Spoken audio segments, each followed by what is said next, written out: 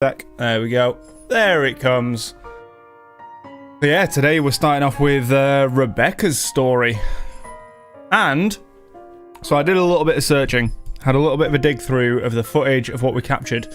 So the ghoul, whatever it is, or whoever she is, definitely at the end of the last parts of the story, definitely changed herself to look like Lady Charlotte Ermengarde, who was one of the previous owners of the house. As far as we know, she was one of the last Ermengarde relatives who lived within the mansion itself. Every relative since then has basically just given up on the place, never lived there, and eventually wanted to sell it. There was that. And then obviously the end of Marianne's story, that she was left in a cell underneath the mansion itself. As you could see in the opening, there was a particular scene where Ashton was going through the catacombs of the house. So I believe Ashton has something to do with her story. How much? I don't know. But yeah, that realization that the ghoul person was turning into Charlotte Ermengarde was a little bit intense, because for all we know, this is some kind of malicious thing that possibly is just attacking for the sake of attacking. It can take shape of any other character within the world, any character it likes. So why would it choose Charlotte Ermengarde at that moment? Because nobody knows who she was, what she was like, because she lived centuries before the other people within the story. So it doesn't make much sense. Whether they're trying to set up the fact that... Just one sec, the music will probably cut. Whether they're trying to set up the fact that the ghoul itself is Charlotte Ermengarde, rather than what it seems they're trying to set up, that there was this witch which was part of the Ermengarde mansion backstory, and that maybe this is the witch trying to seek revenge? But if it's a witch trying to seek revenge, why would it take the shape of the person who killed her?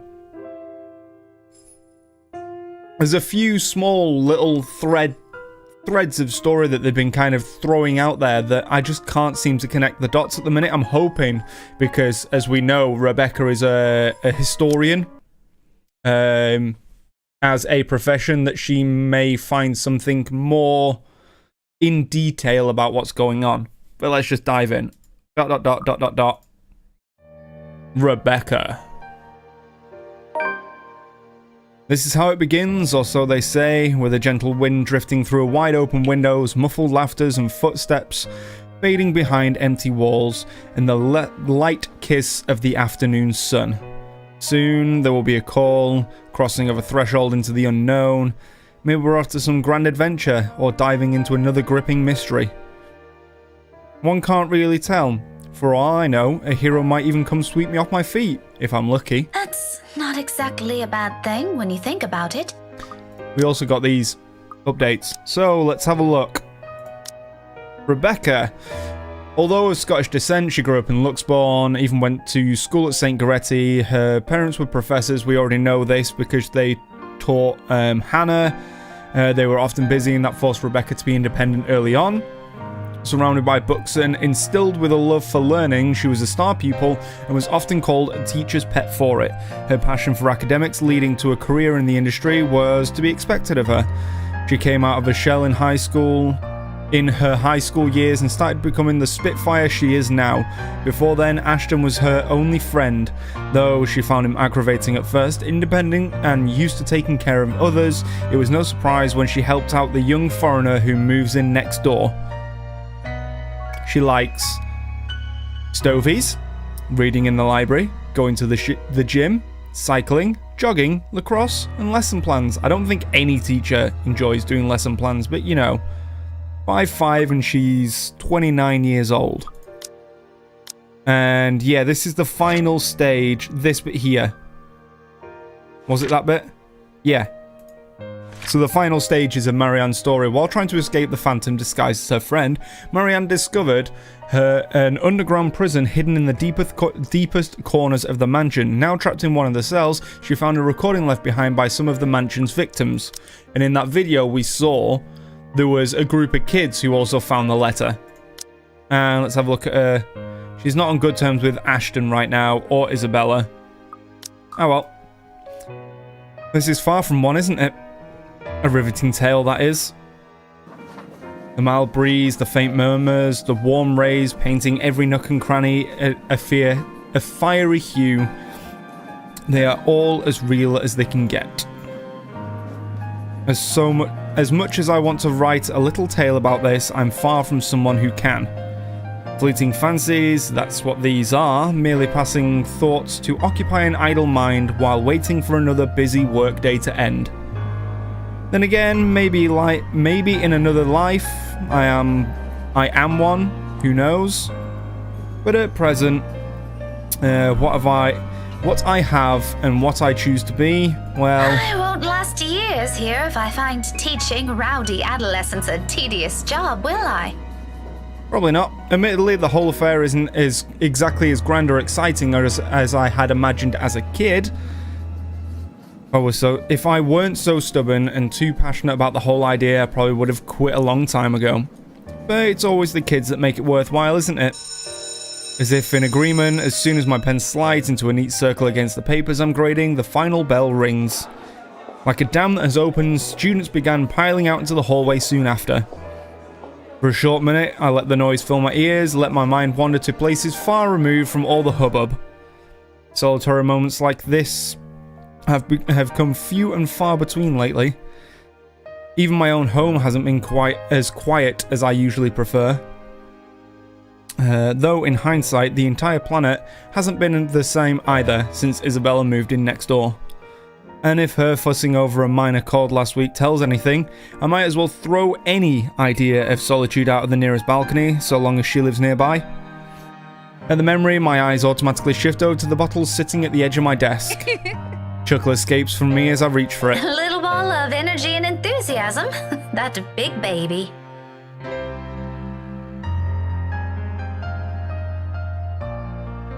So I have a feeling this story starts just after the initial opening of the game, where it's Isabella meeting Rebecca because she brought her the medicine. Mother hen, she calls me, and then she says she does this. Oh, and then says and does the same thing after, so she was mothering her. Weird grammar. Not that I'm unused to being on the receiving end of other people's worries, or I feel any sort of apprehension over her fretting. If I'm to be completely honest, it's usually amusing how someone can be childlike 1 minute and then act like a responsible adult the next. But there's a dissonance there, both in her actions and words. Although she may not look like it, might not say anything, might not lose her cheer one way or another, I know these troubles have weighed her down on her lately. Her face says it all, that big numpty. She thinks I won't notice she's got another thing coming for her. That's how she's always been. I do understand that part, loud and clear, it's just that I'd really rather not pass another burden onto her. Or become one myself. Aren't I supposed to be the one that's taking care of them? Though, I guess that's simply one of those things people eventually grow away from. Once you've all started leading different lives. Not completely different, I hope. Somehow the thought of it makes me feel uneasy. Thankfully, before stranger ideas can take root in my head, a faint buzzing comes from my bag, cutting through the rest of my thoughts. A small frown forms on my lips when the screen lights up and an unknown number flashes. For a long second, my thumb hovers over the answer button. Even the voice that responds once I do accept the call is wholly unfamiliar. Hello? Oh, goodness. Finally, it connects. Hello? Is this Miss Gales? Rebecca Gales? Yes, Yes, speaking. Who is this? Oh, sorry. Rose Cooper, Briar Realty Corporation. So, for those of you who don't know, in what I will call the present time, which basically means at the end of each story arc, Rose Cooper is actually dead by the end of pretty much every character's story arc. I think she dies like 2 or 3 days after this call, if I remember rightly. Briar Realty? My frown deepens as I straighten from my chair. Something in her tone, despite sounding remarkably friendly and light, doesn't sit well with me. The rigid pause that follows doesn't help ease the tension that has suddenly descended either. Miss Cooper? Yes. Things are a bit busy on my end. I apologize. I'm not certain if Isabella has mentioned anything before, but we're working together on a property at the moment, and... The Armengard Mansion, yes. The She said Armengard something Mansion. about that earlier. Is there a problem? Armengard. This is about Isabella, actually. She wastes no time in relaying everything. Details she's providing are admittedly a bit vague, but enough for me to get the gist of what happened. It isn't the bad sort I'm expecting, though I'm still worrying. Especially words like panic attack and pale, looking a bit sickly woven together in a foreboding sentence. But as quickly as it surfaces, I stomp down on the urge to demand an answer right there and then. Now isn't the proper time for useless questions. I'll figure that out soon enough regardless. To Miss Cooper's credit, she neither hesitates nor falters all throughout. There's some sort of comfort in knowing Isabella has someone like her to guide her, though not as much as I would have liked. After all, this is Isabella we're talking about. What are the chances that she just said a bunch of excuses and so she won't get sent home? That's pretty much what happened. Very high. Oh, she is so going to hear it this time. You were listed as one of her emergency contacts, so I thought it'd be best you know about this. How is she? Is she doing okay? I had her take a break for now, but honestly, I'd feel better if someone were to pick her up and take her home for some rest. Anthem's a fair distance from Luxbourne. I really don't want her going off on her own. I'd do it myself, but you know how it is today. Big day. People everywhere until the open house ends. I'm really sorry to ask this of you, Miss Gales. I know you're busy. Oh, no, it's all good. I was just about to leave from work. I hope to leave early today anyway. A few minutes ahead wouldn't hurt. I can be there in a few, 30, 40 minutes tops. Is that all right? More than fine, Miss Gales, thank you. We're supposed to be here until... Oh, excuse me. One moment, please. Yes, ma'am. A faint hum of conversation echoes from her end. It sounds as though the place is buzzing with more people than you'll expect from a regular open house. I was skeptical at first. The house is old, not to mention its inconvenient location in Luxbourne's outskirts. Who wants to live in a place that's almost an hour's drive away from the comforts of the city? But from what little I can hear, it appears Isabella has every right to be optimistic about this sale. If I didn't understand why she was so adamant refusing my offer of help before, I think I do now. To some degree. We'll be resuming the tour soon. Yes, thank you. Sorry about that. I really need to get this thing going. Lord knows how I'll salvage the situation here. It shouldn't be anything complicated, but still, clients. It can be difficult when they want to be. Anyway, just look for me when you get here, alright? I shouldn't be too hard to miss. No problem. Thanks for letting me know about this. What, on account of your bright green hair? Just make sure Isabella stays put, please. Heaven knows how stubborn that girl can be. Oh, believe me, I know. Don't worry about it. I'll have a few of our staff keep an eye on her for me until you get here. That's all I'm asking. I appreciate it. The whole thing ends on a surprisingly pleasant note. If only the same could be said for the news she brought. I allow a brief minute to pass to ease whatever tension has latched itself firmly into my nerves, but no matter how much I wish for it, my mind stubbornly refuses to do so. My hands are unsteady against the papers, I pretend to arrange after. Lucid thoughts, every single ounce of it grimmer than the other, grows with each passing second I linger. Something about this whole thing, along with a sudden unease and nagging worry, screams off. Wrong. This isn't the riveting tale I'd hoped to step into today. Even on a rush, getting everything in order before leaving takes nearly a good quarter hour. By the time I make it out of the classroom, the commotion has already died down, dwindling to mere echoes and distant laughters. From the nearby room, melodies from rehearsing bands drift freely into the air, filling the almost empty hallway with their warm, lively tunes. Any other day I'll stop, bask in the music, and enjoy what little peace it brings. Not today, however. My steps are brisk and sure as I march to Edward's Hall. Edward Hall's exit. I'm guessing that's just Edward, but in a fancy way. The sooner I confirm Isabella's okay, the sooner I can shake off this niggling feeling. For one reason or another, that single call, of all possible things, has thrown everything off kilter. I'd rather this be over and done with as quickly as possible. So much that I nearly barrel over a student in my haste. Though perhaps it's really the other way around. Ah, it's you. No. No. Demon child. When I look down, a set of eyes, bright and hopeful, stare back at me. Her arms are wrapped around my waist like a vice, and at my attention, a grin spreads over her face. No voice acting. Buenas tardes, Miss Pink. Hello, Kylie. You know, you aren't supposed to run into people like that. Sorry, Miss Pink. She loosens her hold of me, but not a hint of guilt or regret appears on her. If anything, it seems the remark only amused her. A smile appears on my face before I can help it, matching the one on her own. Just remember not to do it again, all right? You could get hurt. You sound like my mama when she's scolding Rowan, Miss Pink. And the voice acting just magically appears. I'm sure your mama only means well. I know she'll be worried sick if one of you were to get hurt. Where's your brother anyway? Aren't you two supposed to be heading home now?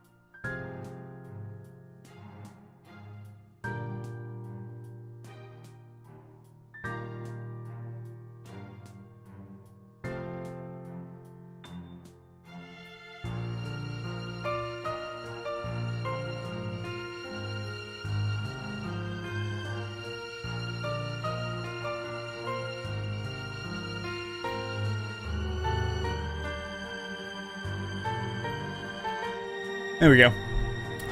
Sorry about that. Nathan had just come back. Well, Nathan and Gemma had just come back, so... was talking to them for a second. Let's carry on. Ron said he's got some stuff he needs to do before we go. I think he's taking too long. But he promised to buy me jelly babies today.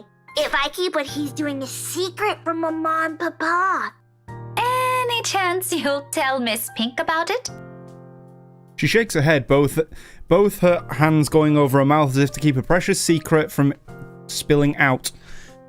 He's selling drugs. I made a promise. He said it's for Tia Luke. He's definitely dealing drugs. Oh, something like a gift?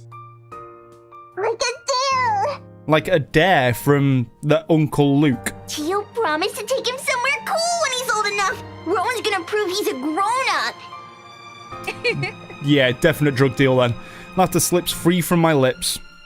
The teacher in me wants to give whoever this Tio is a reprimand for bringing about this kind of behavior in children, but if the both Suarez kids are so fond of him, there shouldn't be any worry about it, yeah? At any rate, they're nothing but well-behaved, both Kylie and her brother. Rowan, the eldest, may have the occasional odd shriek in and out of class, but their parents taught them well. I see no reason to cast any suspicion of bad behavior on them. As long as it isn't anything dangerous, all right? It definitely is dangerous. It's not. Cross my heart. My drawings are a lot prettier than what he's doing anyway. Tio said so. Do you want to see? I drew one earlier at class. Is that why you're here? Not really. I was gonna show it to my friend first. But since it's you, I'm sure she wouldn't mind if you see it before she does. Oh no. I can't stay right now, Kylie. Her face falls immediately after the words are out. A small part of me feels responsible for that crestfallen look, but as much as I want to stay a little longer, there's another place I have to be at right now. And frankly, another child to look after. Taking both of her hands, I kneel in front of her and muster the most rueful smile I can give. At her age, I'm quite sure she'll already understand what I'm about to say, even before they're even out.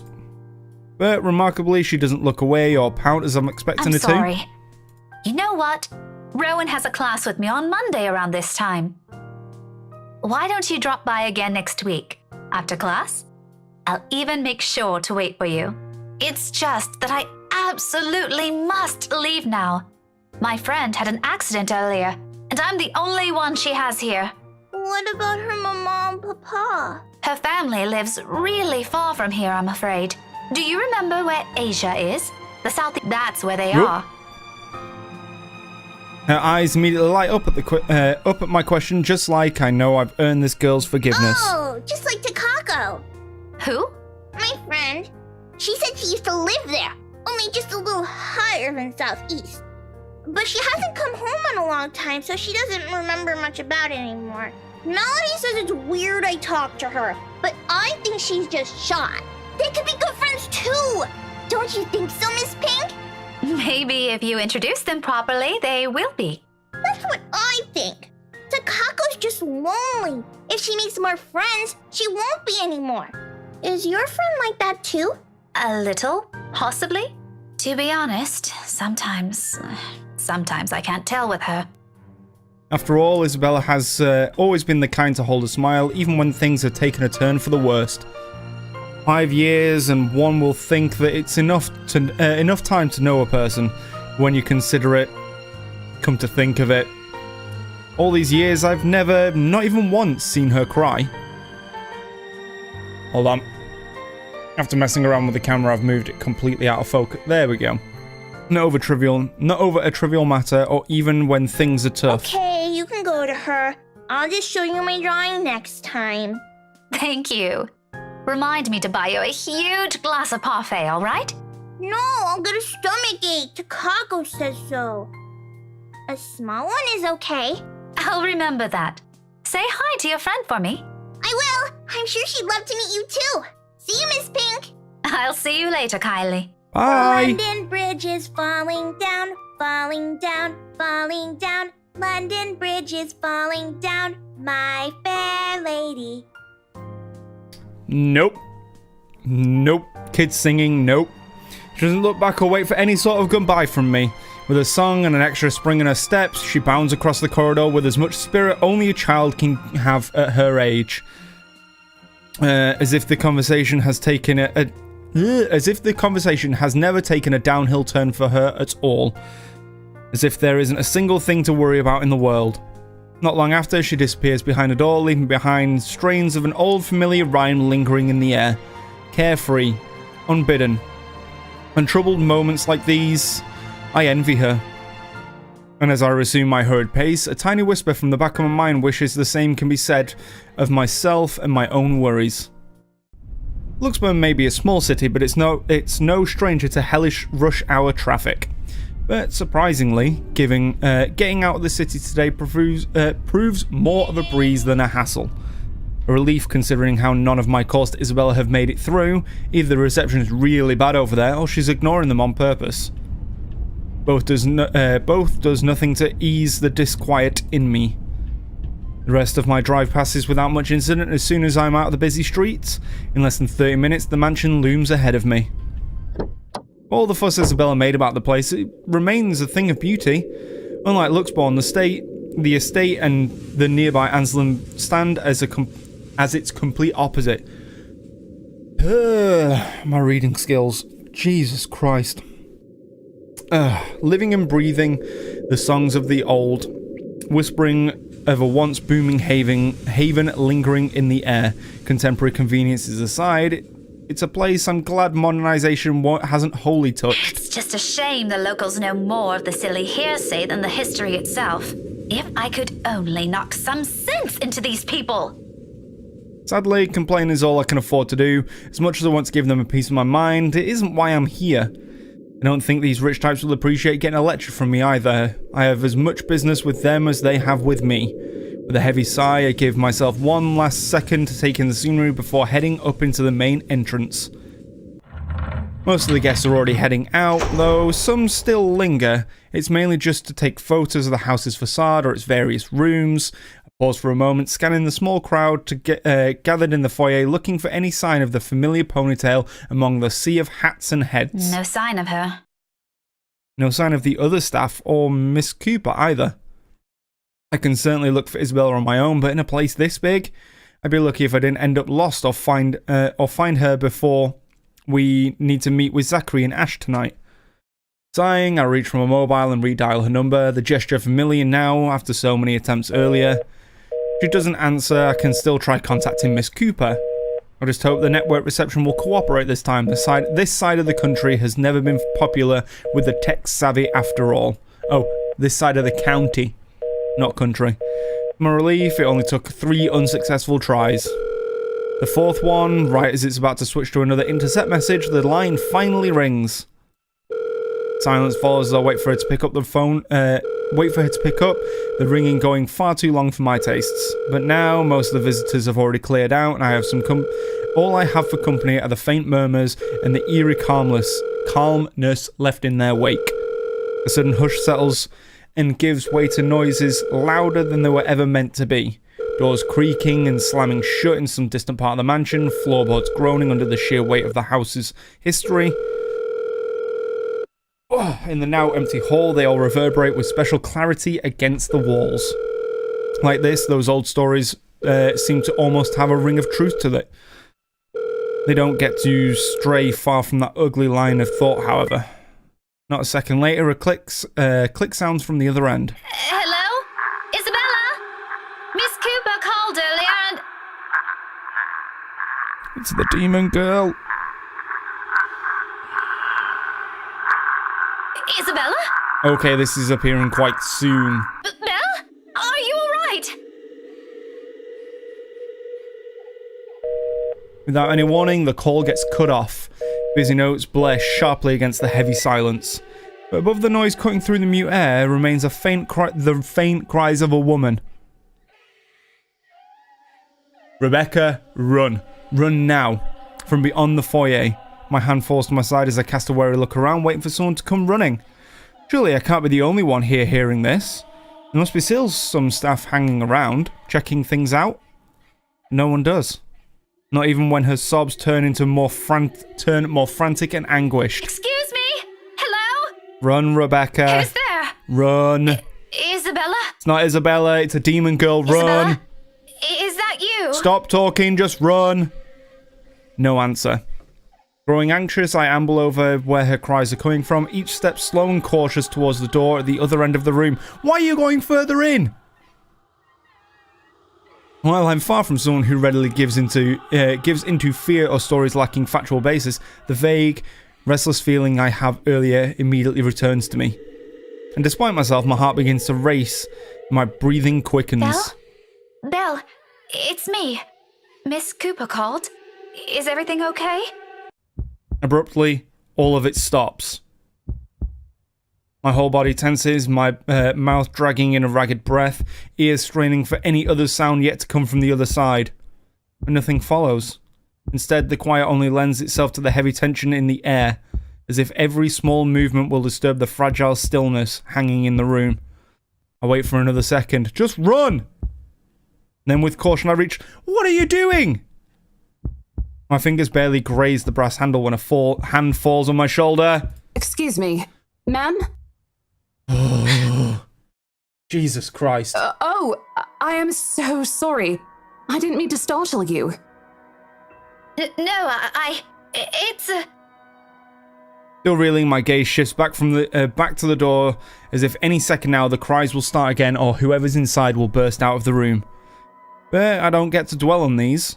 The woman's worried voice breaks through the haze in my mind again, oddly soothing in the thick of my unease. Even if the concerned look comes from a total stranger, finally being in the company of someone else is somehow comforting. Ma'am? Are you okay? Oh, no, I'm fine. This is probably just some cold. Do you need to sit down? No need. I'm actually looking for a friend. Point of interest. Everyone else has seen something related to this ghoul after looking at the note, or heard anything about this ghoul since from looking at the note. Rebecca hasn't seen this note yet. Oh, sorry, the letter yet. Strange. I wave the mobile in front of her like the gesture alone explains everything. Vaguely, I note my tight grip on it and how quickly slip it into my pocket before she notices. She doesn't need to know. Well, I'm not really sure if your friend would still be here. We're actually about to close the open house in a few minutes, ma'am. No worries. She's not a guest here. She works for Briar Realty. Miss Cooper called me earlier. In fact, I'm also looking for her. Well, you're looking at her.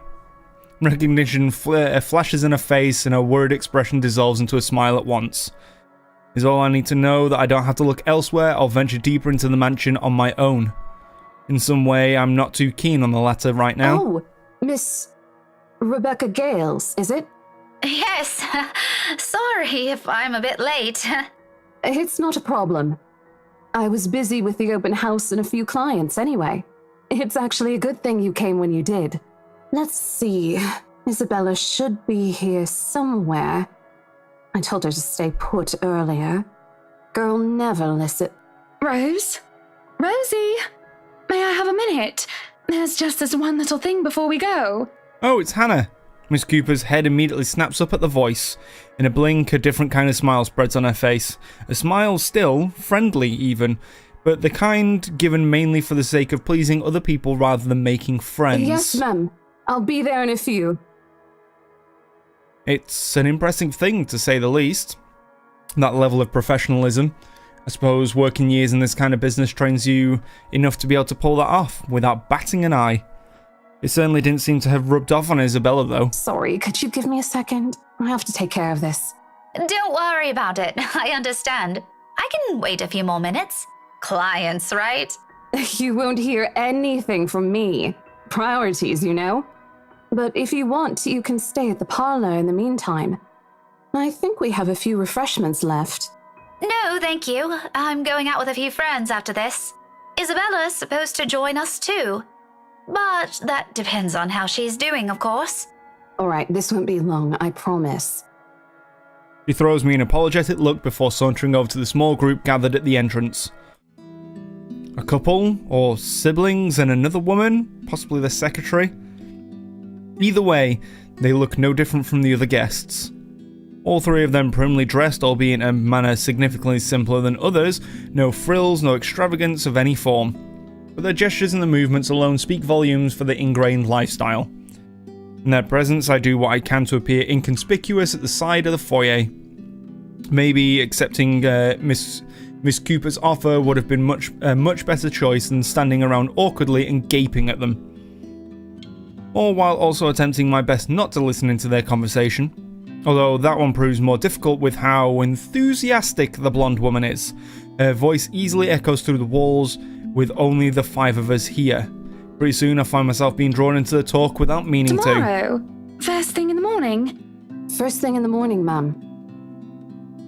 The mundane talk isn't what catches my attention, however. Very well. We'll have our lawyers prepare everything as soon as possible.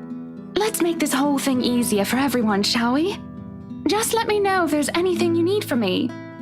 You know how to contact me, yes? Got your mobile number saved here already. Good. It's just a matter of time then. Look at that smile. Please buy this house. The brief moment, a fleeting shift of my Monday eye. for us, Marianne. As long as you're positive, we won't be having any problems by that time. You can count on my team. You worry too much. Let me handle those things. Do be thrilled, though. I imagine it's not every day you get projects like this, Yeah, probably not. And that instant I turn my gaze on him and see... She still hasn't seen the note. How has she seen the ghoul? Oh, I'm certain Mint's ecstatic, Buttercup. Also, he only calls her Mint because they almost fucked. Hannah doesn't know. Aren't you, Marianne? You know, we could all celebrate this with a few drinks. Why don't we? Because you're a sleazy arsehole. In fact, there's this really excellent Irish pub I visited a few days ago. Oh, of course. You know, the one where you almost hooked up with Marianne? Looming, hovering over his shoulders, drawn to him like a moth to a flame. A dark blur. No, a shadow. I think I'll pass on that, sir. I have more important matters to attend to. Darling, your liver. You already had a glass today, and apparently a few days ago as well. How many times do we have to remind you? What's Doctor's happening with orders, the audio? remember? Such a shame. Is she passing out? You never let me do anything fun. As I try to make sense of it, a heavy feeling descends over my whole body. It happens without warning, forcing me to close my eyes. The sensation creeps to every part of me, crawling under my skin. These wounds, they will not heal. Fear is not my fault. Sorry, Linkin Park. And draining me little by little of any strength. Before I know it, my hand is gripping the nearby door for support. The sudden nausea drowns out their voices and what little sound there is. All except for the whispers and laughters. Judging. Mocking. Taunting. Fuck off, ghoul. Muffled, inaudible words bearing down on me like a death sentence. They wrap around my neck and limbs, binds tightening with every syllable, every utterance. And with each draw of breath I take, they drag me down slowly, almost painfully, into a bottomless abyss. On and on and on, till the sounds turn into a mere distant echoes. Until suddenly it shatters. Well, what are we waiting for? Are we done here? No spoops? His voice ripping through the fog like a sharp blade, and my eyes snap open. When I look at them again, it's gone. Just a second, darling. Send my regards to Isabel, please. Where are these spoops? Poor girl. Please let her know she doesn't have to worry and tell her to get some rest. Anyway, we're looking forward to seeing you tomorrow. Likewise, ma'am. God, that smile is creepy. No shadows or dark clouds? Only amicable smiles and cordial handshakes. The usual pleasantries as Miss Cooper leads them out of the mansion like a graceful host. None of the group seems to have noticed it. And even as I force my breathing to calm down, I keep my eyes trained on their backs and wait for something to happen. It doesn't come back. It returns a moment later. Gently, she closes the great doors behind her, but there is a smile on her lips and an extra skip in her step when she walks back to me. Whatever she was discussing with the group has clearly put her in a good mood. Even she appears to not have observed anything odd. Was I just seeing things? Glad that was over. So yeah, as I was saying at the end of last cast, the ghoul girl was the ghoul girl, basically the entity that's haunting everyone, was flickering her own image to look like that the girl in that painting just there, who was, along with this guy here, the previous couple who owned this house, which look remarkably like Luke and Hannah. It's been a long day. I thought for sure we're going to... hey, are you sure you're doing okay? You look a bit green. What, like your hair? It's all good. I'm actually still recovering from a cold. Weather's been crazy lately. That must be it. The weather, the stupid cold, and the friendly warnings I'm too stubborn to listen to. As much as I hate to admit it, Isabella's right. I was and still am a little feverish when she visited me at school this morning. The medicine helped, of course, but only some. Although it's not like I can't function, I did get better after lunch, and I was able to go through my schedule like the usual. Now I'm not so sure. However, I can't keep acting like I've seen some sort of apparition when it's anything but. I simply must have listened too many times to Isabella last week. My fever-muddled mind has started to confuse things. This doesn't let up. I need another visit to my doctor. Plain and simple. Though I do hope I do hope it won't get worse. We did promise to watch Zachary's film together. I know what you mean. I've been complaining to Isabel. It doesn't seem to affect her much, though. Must be because she grew up in the tropics. Anyway, shall we? She's probably hanging out with the rest of the catering staff. Oh, I wouldn't be surprised she's there. She eats like 10 hungry men when she isn't feeling well. Lead the way. With a small nod, she gestures for me to follow. I do so without much thought, finally putting everything in the back of my mind. The entire visit took a whole 24 minutes, and my trip to the mansion, as it turns out, is a useless endeavour in itself. Isabella's no longer there, left shortly before I arrived. Yeah, because she left with Ashton. Or at least that's what the few staff who saw her assumed. None of them knew where she went, but I can take a few guesses. There are only a number of places in Luxbourne she frequents, and well, she's never been the complex kind. Doesn't really take a genius to figure it out.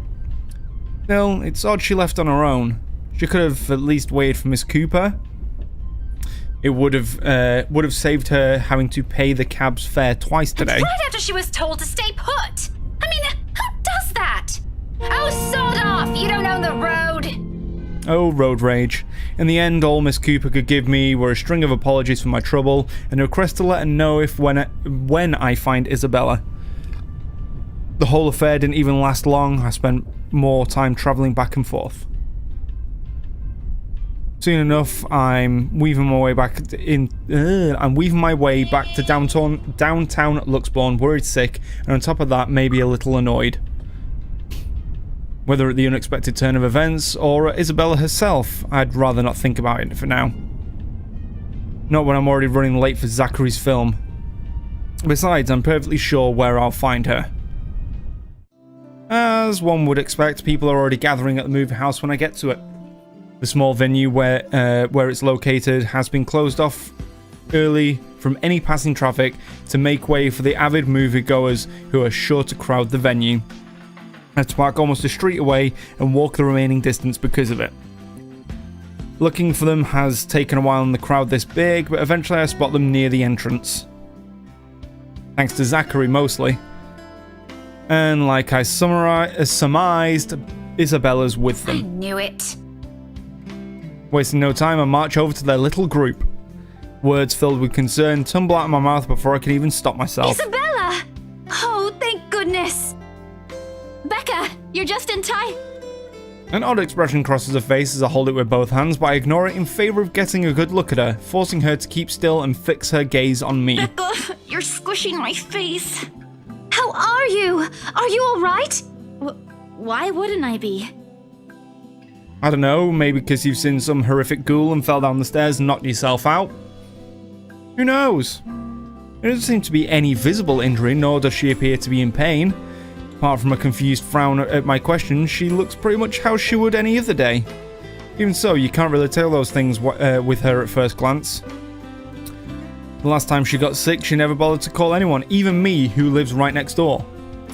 If I hadn't checked on her then, she probably would have died on her bed with the rest of us none the wiser. It's one thing we laugh about now, but moments like those also teaches you something about a person. If anything, it has given me more reason to constantly worry about her. And the moment a familiar name comes up, I know my concerns right now aren't completely baseless. Rose called me earlier. Her expression swiftly changes. As gentle as she can, Isabella pushes my hands away, yet even before she says anything, I already have a hunch how this whole thing will play out. Oh, no, everything's good. Rose covered for me at work today. That's not what I'm talking about. How's your head? And then and there, the whole conversation goes down as I've imagined. She dodges my hand when I reach for the back of her head, intending to check the said injury myself, even makes a show of hiding behind Zachary just to avoid me. Instantly, what's supposed to be a simple inquiry dissolves into a shameless game of tag. Shouting and chasing like none of us can be bothered to act like the full-grown adults we're all supposed to be, including Ashton. I won't put it past Isabella, but Ash, out of everybody? In fact, if that stupid smirk on his face tells me anything, that stupid smirk, he finds this whole mess amusing. Oh, for the love of... Isabella, this isn't a laughing matter. She did look pale when I saw her. Wow, thanks a lot, Ashton, you traitor. I'll get you back for this, just you wait. What? I'm just saying it as it is. If you mentioned this earlier, we wouldn't be having this conversation right now. There's a moment's pause. My hands still mid-air as my attention shifts over to Ashton and the words he leaves hanging between the four of us. He doesn't meet my eye, I don't think he's even aware of what he said. But the meaning in each syllable alone is clear. And they echo. They sting. They burn. I'm sorry. Saw her? Oh yeah, I forgot. Rebecca's completely in love with Ashton and has been since she was a child, and Ashton is kind of in love with Isabella. Messy situations. Yeah, they arrived together. Bella looked fine to me then. I don't know.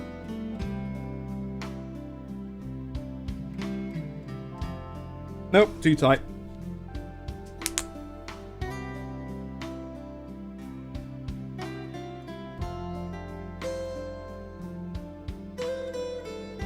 Of course. Why else would Isabella have leave on her own after being told to stay put after the little chat about money this morning? Something close to silence falls when I mull over their words. Both what's already being said and what's left unspoken. When I do find my voice, it only reeks of nothing but bitter, unpleasant thoughts. Thoughts I quickly stamp out before they surface. Thoughts I hide the best I can in the deepest parts of my mind, locking it away for no one to see. Oh, that's good. At least she didn't have to travel alone, right? At least. Good. Yeah, try as I might, the green-eyed monster easily rears its ugly head. Like it always does every time his gaze lingers a second longer. Every time he smiles in a manner far too gentle, far too sincere when he thinks no one else can see. Every time my mind suggests his words mean more than they should. Every small, little thing. Despite what he says, despite his tone. Look, you guys. For all I know, it may just be the same kind of fondness born from friendship. Maybe I'm simply overthinking, like he often tells me. Maybe there really is something there. But in his short display of impatience, I know the whole of it is just for show. After all, growing up together with him didn't teach me nothing about him. For whose sake it is this time, though? For him? for Zachary, for her. Oh, she's pissed. There's one thing you've got to understand about any form of human in this situation, realistically. If you don't even refer to a person by their name, you just go, or her, you're angry. Well, for me, that I can tell. If she says she's okay, then there's nothing we can do about it. It's not like we can stop her either. You never know. Besides, she's still acting like the same old Isabella to me, if she can still run around like that. Why are you taking her side? Because he's not in love with you, Becca. I'm not. But if she wants to watch Zach's movie with us, I'm not going to stop her. She's probably the one looking forward to it the most. Ash, that's... You, of all people, should know... Tell you what, if I notice something amiss with her, I'll take her to the nearest hospital myself. Is that good enough for you? Mouth opens and snaps shut almost as quickly, forming a thin, hard line instead. I can't respond, not because there's nothing to say. On the contrary, there's plenty of things. There's plenty.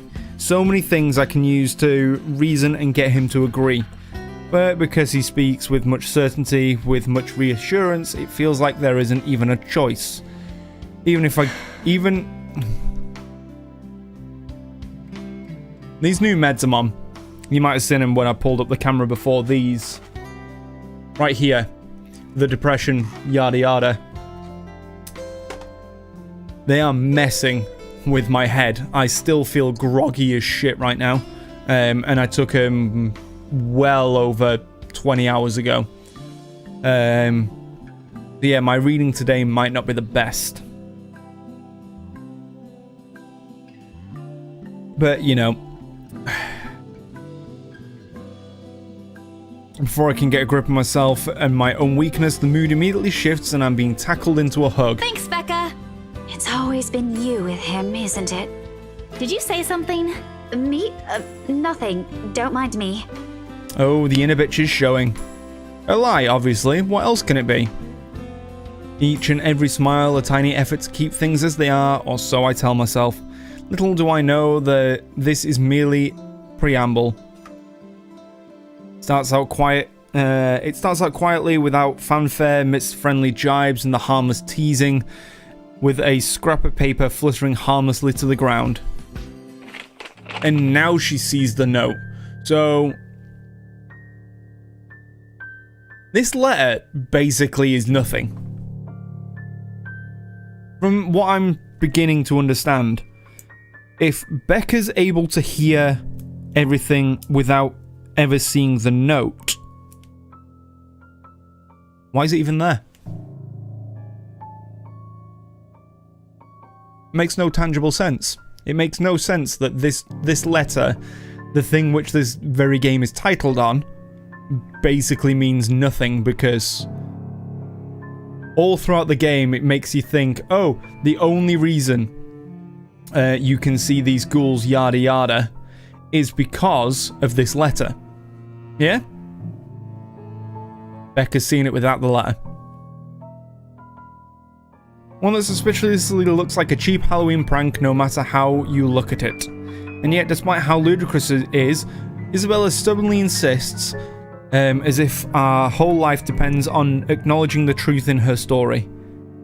Does she even realize how absurd she sounds right now? Crivens. Even my students won't fall for this. Isabella, aren't you taking this a bit too far? She doesn't give me time to regret nor think over my choice of words. From there, it escalates, grows into an argument, too petty even for our standards as adults. Before we know it, one after another, harsh, scathing words are being spoken. It's not a joke! Will you guys listen to me first? I saw something in the house earlier. It stood right in front of me. If I hadn't gotten away, that thing might have... Right. And in broad daylight, Isabella. Even someone gullible would find the logic in that screwed up. There's also no way in hell that this supernatural shit is true. But it's real! What do you think I saw? A hallucination? A delusion? Didn't you say you fell down some stairs? So maybe Rebecca's right. Yeah, but she saw it before she fell down the stairs. It happened after, when I was trying to get away.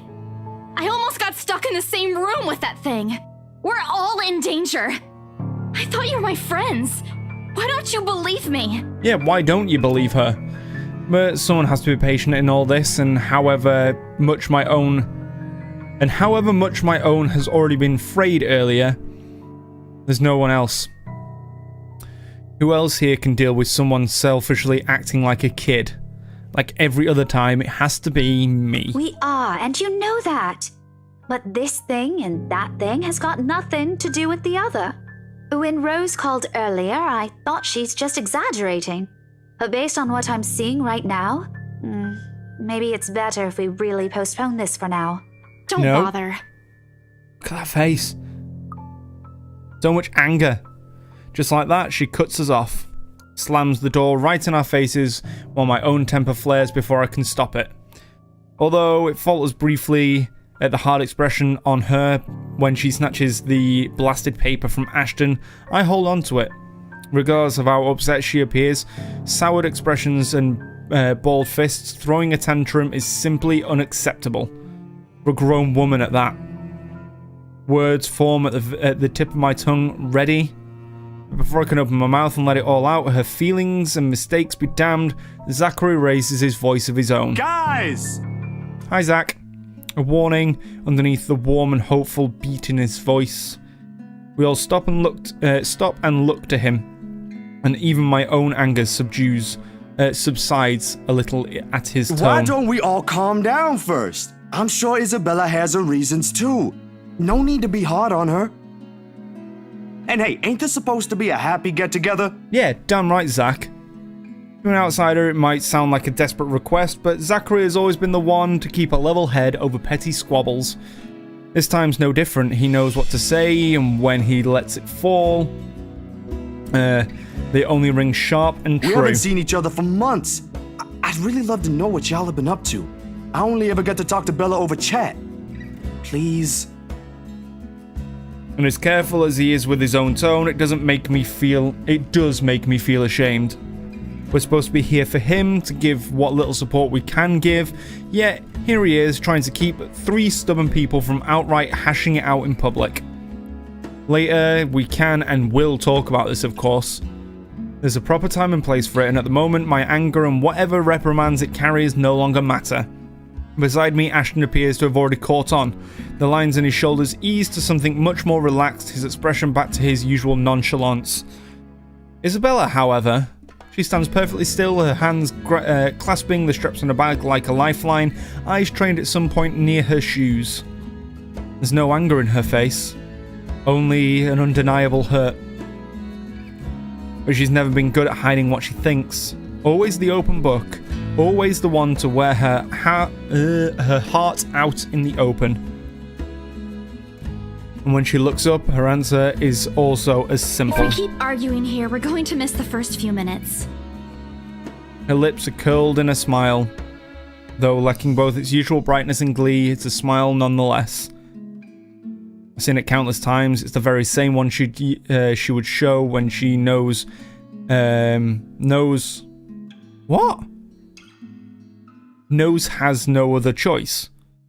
It's the very same one she would show when she knows that there is no other choice, or simply when things get tough for her. That sentence makes no sense whatsoever. But despite everything I already know about her, it still catches me off guard. And in all honesty, I expect her to run, to balk off the first sign of losing this time. I won't even be surprised. At 26, she is the youngest among the rest of us, less experienced, less accustomed to dealing with trivial quarrels like this. Yet here she is, holding herself and coping with it like she would with matters concerning her family. Outside of that, to me, she has always been this childish, naive girl, and watching the opposite play out right now, somehow I find it difficult to wrap my head around it. Alright, that's the Isabella I know. Oh, good. I thought for sure you were going to cry. But I envy her. What was that for? Stop calling me a crybaby! I'm not one! Aw, don't cry. Stop it! I envy her spirit, her warmth, her cheer, the shine in her eyes when she looks out at the world. How everything seems to simply fall back to a pleasant, lively rhythm with her around. How easily and tightly she fits into our lives even without bonds only long years could forge, like a lost piece of a puzzle despite her jagged edges. How she draws people to her with ease. How Ashton of all people can be drawn to her. Okay, scaredy cat then. That too. If you repeat that, I swear I'll... Let's just go. I make no effort keeping the bitterness from my tone. I let it sleep, linger stiffly in the air as I avert my gaze from them. From their playful banter, their friendly teasing remarks, and Ashton's tender, affectionate smiles, all before the stabbing aches in my heart change into something too painful to bear. It's all in my head is what I often tell myself. Yeah, the way my heart rends, just the sight of them hurts.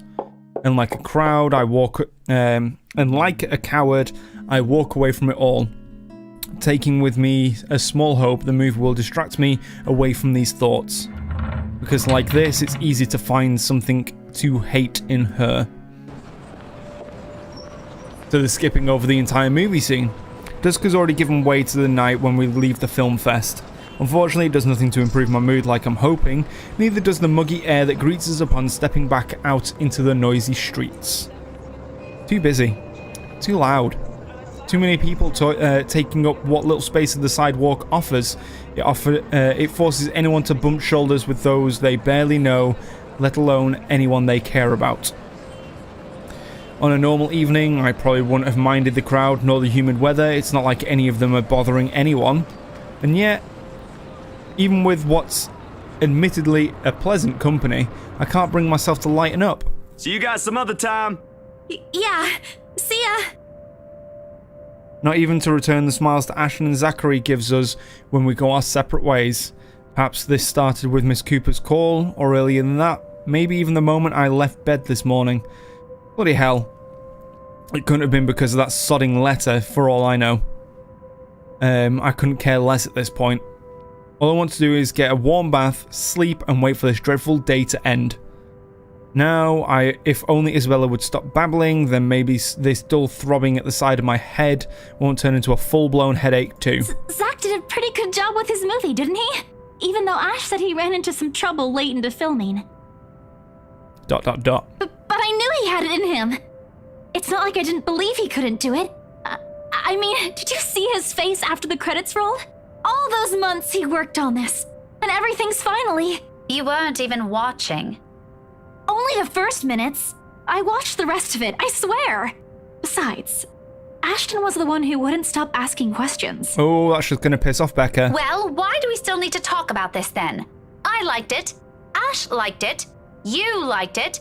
Shouldn't you be telling that to Zachary in person? I'm sure he'll appreciate it better than I ever will. I know that, but maybe there's something you want to say? Zach had you check the scripts before he went through everything, didn't he? You also worked on it, even if it was only for a short time. Maybe you want to... I don't bother waiting for the rest. The moment I spot my car, I immediately make for a quick beeline for it. Knowing her, this is merely another attempt at starting a conversation just so we'll have something to fill the dead air, to replace the strained atmosphere we've somehow walked into. One thing, the very thing I'm not too keen to deal with at present. Behind me, Isabella also changes her pace to match mine, her soft strides growing brisk and uneven in order to catch up. A small part of me half expects she'll suddenly trip. She's not the clumsy sort, but there have definitely been times when she can be the least coordinated person on the planet. Becca, hey! Oh no. Wait for me! People wonder why I worry. They're not really completely unfounded once you've already grown familiar with her habits. Though right now, this is also at the very end of the list of things I want to think about. Sometimes it does become overbearing. Even her voice as she calls after me sounds nothing more than background noise to my ears for now. Rebecca, slow down, will you? Your car's not going to leave without us. The sooner we get on the road, the earlier we can get home. Rebecca's a bit of a bitch. It's Friday, in case you didn't notice. I know what day it is. But the traffic's not going to magically disappear, even if we go there right now. Yeah. I don't want to hear that from you. Didn't you used to complain how horrendous the traffic is back home for you? Yeah? But that doesn't have anything to do with this, Becca. Yeah, Becca. Good way of not showing your feelings of getting pissed off that Ashton's spending more time with Isabella. Okay. What do you want to do then? Wait it out? Walk? I just want to go home, Isabella. If you want to stay out here longer, I won't stop you. But leave me out of it. I'm not up for any other foolish excursions tonight. I wasn't thinking about an excursion. I want to go home too. It's already late. It's just that you've been in this prickly mood since earlier. That's just being nice. Are you really okay? Was it the cold? Or did something happen at school? Do you want to talk about it? A long pause follows as it holds everything she's been meaning to ask from the very start. I'm in no mood, but at the same time my hands stop short of unlocking my car and my grip on the handle tightens. I can feel her eyes boring into me, waiting, hoping patiently for any answer I'd give. She's the same as Zachary. They're bad liars. But when you talk to people like them, if you're not too careful, they often leave you with no other choice but to admit the truth. Those exact same ones I can't voice. Despite my lack of response, she pushes on, surprisingly. This time her tone is quieter, more tentative than usual. Was it because of the letter? A well-meaning question, much like the rest of this talk, yet somehow, something in how she says it irks me. If it is, I'm really sorry. I did see something in the mansion, though. I wasn't lying about that. Wherever she wants to take this, I no longer want to hear a word of it. Not at this minute, probably never. Especially when there are already a million other things buzzing and prodding inside my head. Sometimes my patience can only be tried for so long.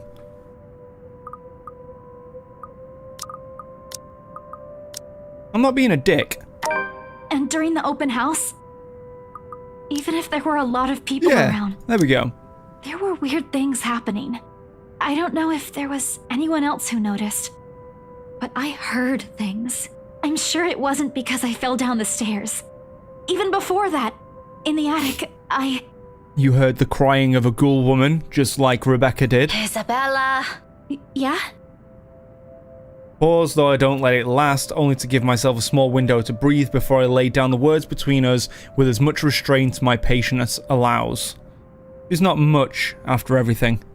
I can only hope Isabella will simply take them as they are. She can be stubborn as a mule when she wants to be. This kind of conversation tonight. Look, it's been a long day.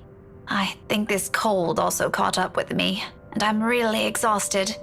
Can we talk about this some other time? She blinks, and although disappointment flashes momentarily on her face, she gives me a curt nod. A relief enough for me. Perhaps the first time I genuinely feel it today. As unpleasant as this day has been, seeing something go the way I've anticipated takes the edge out of it. Even if lying through my teeth had to go with it. Oh, alright. You should have just said so. I told you should have taken a full week off. Were you able to get the meds I brought you, though? Do you need anything? I could drop by the pharmacy for you.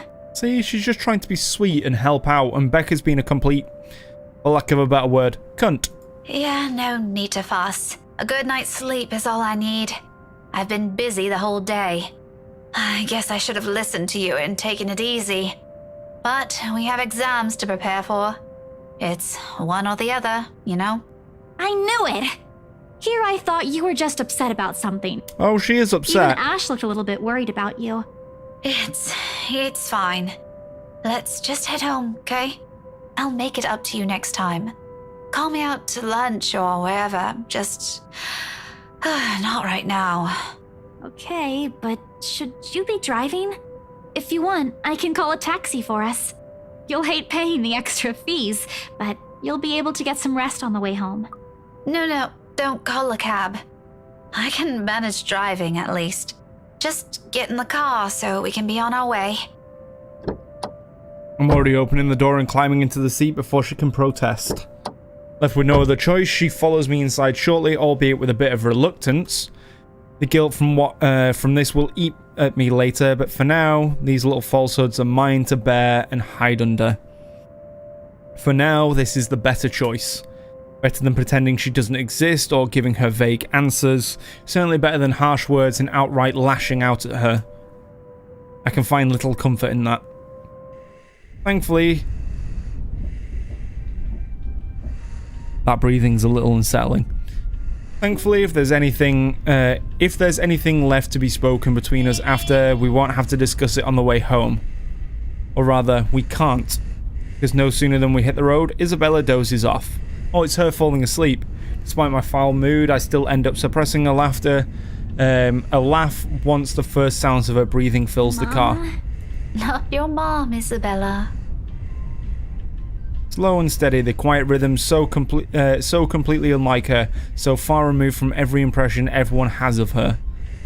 A few faint whimpers will occasionally come for her, but otherwise it's just us, the silence, and it's so utterly unexpected.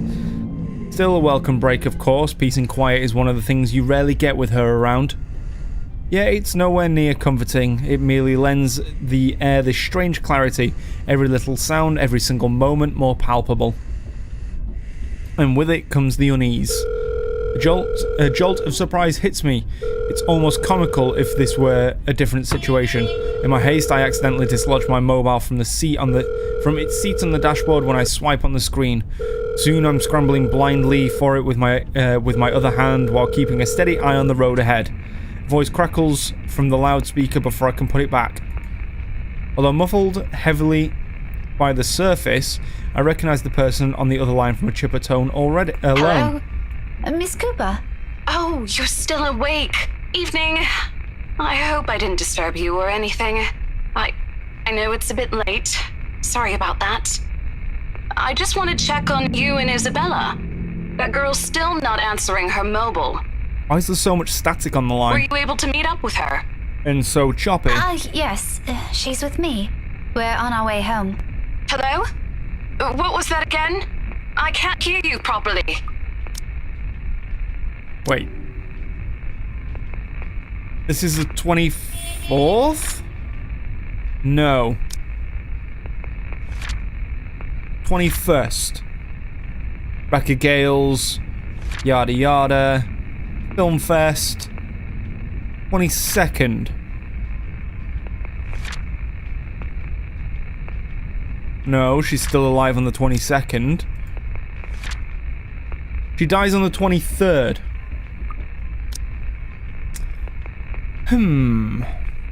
Sorry, let me just fix this dumb phone.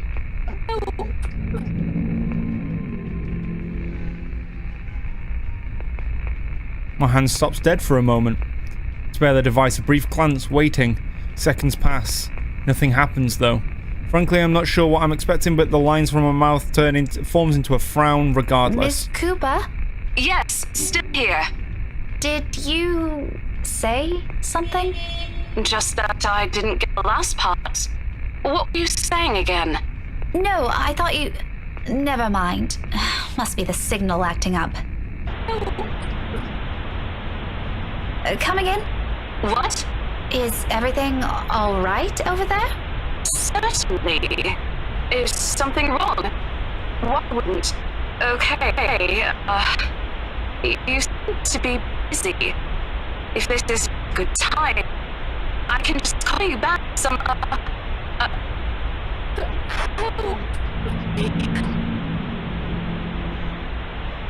I have to make a conscious effort not to panic right there and then. Right then and there, although my tight hold on the steering wheel tells a different story altogether. Miss Cooper? Rose? Hey, Rose! Are you still there? Only a burst of static answers me and... Maybe this lapse is entirely because of exhaustion. It has been a long day, and I still haven't fully recovered from last week's bout of flu, contrary to what I've been telling people. Though perhaps had I paid closer attention to it, had I not been so occupied with other thoughts, I probably wouldn't have noticed earlier. that it never came from my phone, but from somewhere right behind me.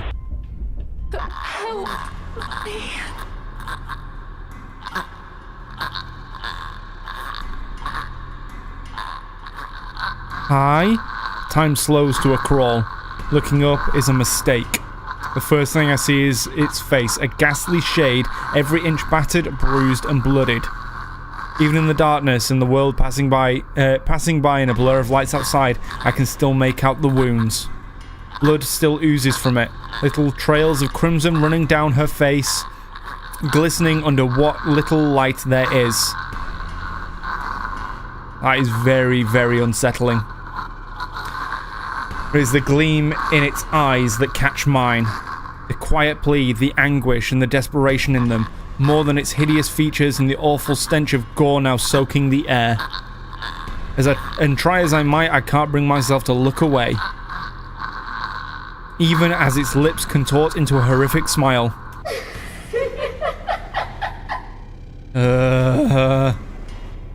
Even as sharp, harsh noises pierce the air and the silence around us. Rebecca! Huh? Car! Eyes on the road! Against everything I've been taught, I have constantly reminded myself I close my eyes.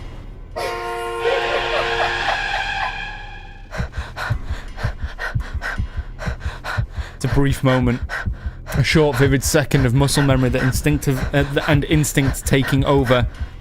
And if I didn't allow it, if my hands didn't move or my feet didn't hit the brakes at that exact second, I might have. Isabella and I might have. No. I shake the notion away before I lose myself in it. Right now, it's an ugly line of thought I refuse to venture into. Not when my breathing is a struggle and every ounce of strength has been totally drained from my body. Most definitely not while Isabella's panicked voice beside me still rings in my ear. We're alive. We're safe. It's all that matters. But it's not her face that I look for when I finally open my eyes. All gone. I expect stains and little telling marks and creases on the covers to show me where it sat not a second ago. But whatever it is, it left not a single trace. And though courage is a hard thing to gather at this point, I take what little of it remains in me and turn towards the back seat. Even then, there's none.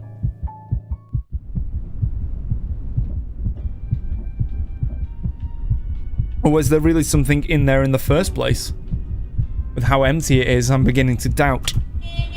Stupid flu again. I need a long rest after this. Why does everyone think that this weird thing is some kind of hallucination?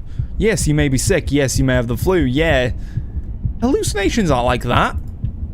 My hands fall uneasy to my sides, numb from how taut my grip on the wheel has gone, yet still trembling from the unexpected rush of adrenaline. Against my ears, my heart still pounds an erratic rhythm, and my breathing hasn't slowed down. But the world has already righted itself without waiting for me, and little by little, second after second, as I sit here motionless, colour begins to seep back around me. Along with it are sounds and a voice, no longer the indistinct ringing it was earlier. Becca, are you okay? Answer me, will you? You're scaring me. You know what? I think we should just call a taxi since... Can you keep it down? Strained, harsh, and completely unintentional. But with the heat pricking at the back of my eyes and the mouth throbbing at my temple, I could honestly do with a little silence for now. Down? We almost crashed, Becca! I know what happened. It was a lapse. I'm sorry. A lapse? You call that a lapse? Becca, I really don't want to end up a mangled mess on the side of the road. Or a mangled mess anywhere. All I'm asking, if the time ever comes, which I hope isn't right now, is a peaceful death. Give that one to me at least. Isabella.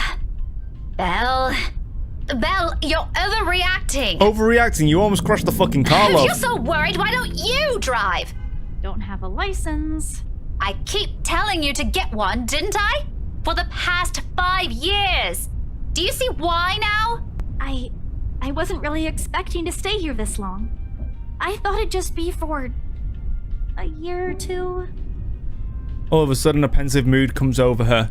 Isabella looks away then, while what's left of my little lecture never crosses the tip of my tongue. I don't allow it to, because in each of those words she let loose earlier is a small truth. Her stay has always been meant to be something fleeting. Earn some good money, go home. It's what she'd tell herself during her first year here. Now, half a decade later, I'm not sure that she still believes that. Even I'm not sure if I still believe it. And if there's something in her reasons that has changed along the way, even if I already have a hunch, it's one thing I'll never bother to ask. Those are hers to I'll be keep. careful this time, I promise. Just please, can we give this whole thing a rest for now? She nods, and that's the end of it. We spend the rest of the trip back to Salem Well in silence. All thoughts of an overactive imagination playing tricks on the flu-addled mind, and of smiles never meant for eyes abandoned, if only for a brief moment. I hate having to do this, but I think I'm gonna have to cut the stream there. I'm